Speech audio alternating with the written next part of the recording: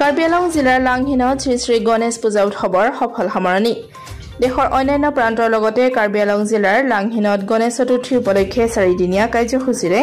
আৰম্ভ কৰা হৈছিল শ্ৰী শ্ৰী গণেশ পূজা উৎসৱ উল্লেখ্য যে লাংহিন বাৰৱাৰী শ্ৰী শ্ৰী গণেশ পূজা সমিতিৰ উদ্যোগত যোৱা শুকুৰবাৰৰ পৰা আৰম্ভ হোৱা শ্ৰী শ্ৰী গণেশ পূজা উৎসৱৰ সোমবাৰে সন্ধিয়া 7 বজাত সফল সামৰণি পৰে 4 দিনীয়া কাৰ্যসূচী অনুযায়ী শুক্ৰবাৰে অধিবাস আৰু শনিবাৰৰ পৰা পূজা আৰম্ভ কৰাৰ লগতে গণেশ পূজাৰ লগত সংগতি ৰাখি আৰতি উলুধ্বনি শংখধ্বনি কুইজ প্ৰতিযোগিতা আৰু নৃত্য প্ৰতিযোগিতা আদিকে ধৰি বিভিন্ন ধৰণৰ প্ৰতিযোগিতা অনুষ্ঠিত কৰা হয় উক্ত প্ৰতিযোগিতাৰ শুভ উদ্বোধন কৰে কাৰ্বি আংলং স্বায়ত্তশাসিত পৰিষদৰ কাৰ্যবাহী সদস্য তথা লাংহিন পৰিষদীয় সমষ্টিৰ জনপ্ৰতিনিধি বিলি মোহন খাকলাৰীয়ে আৰু সোমবাৰে বিয়লি উক্ত প্ৰতিযোগিতাসমূহৰ বঁটা বিতৰণ কৰি হাজাৰ হাজাৰ ভক্তপ্ৰাণ ৰাইজৰ উপস্থিতিত শ্ৰী শ্ৰী গণেশ দেৱতাৰ প্ৰতিমূৰ্তি লাংহিন নগৰেদি পৰিক্ৰমা কৰি চৰকান্থী নদীত বিসৰ্জন দিয়া হয় আনহাতে উক্ত শ্ৰী শ্ৰী গণেশ পূজা উৎসৱ সুচাৰুৰূপে পৰিচালনা কৰাত সহায় কৰাৰ বাবে লাংহিন অঞ্চলৰ দল সংগঠন তথা স্থানীয় ৰাইজক পূজা সমিতিৰ হৈ ধন্যবাদ জ্ঞাপন কৰে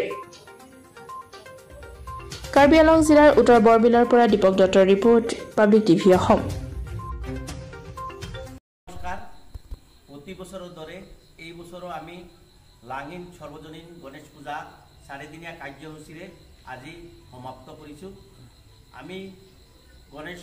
প্ৰতিমা বিসৰ্জন দিছোঁ বৰকাটি নদীত আৰু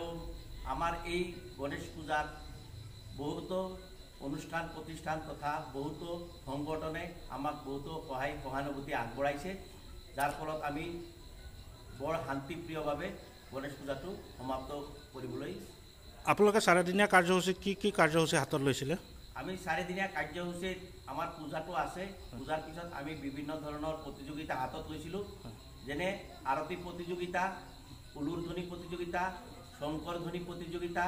কুইজ প্ৰতিযোগিতা আৰু নৃত্য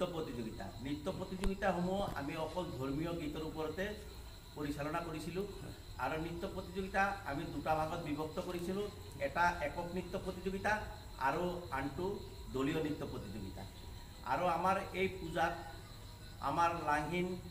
সকলো অনুষ্ঠান প্ৰতিষ্ঠান তথা সকলো সংগঠনে আমাক বহুতো সহায় সহানুভূতি আগবঢ়াইছে যাৰ ফলত আমি শান্তিপ্ৰিয়ভাৱে পূজাটো সমাপ্ত দিব পাৰিছোঁ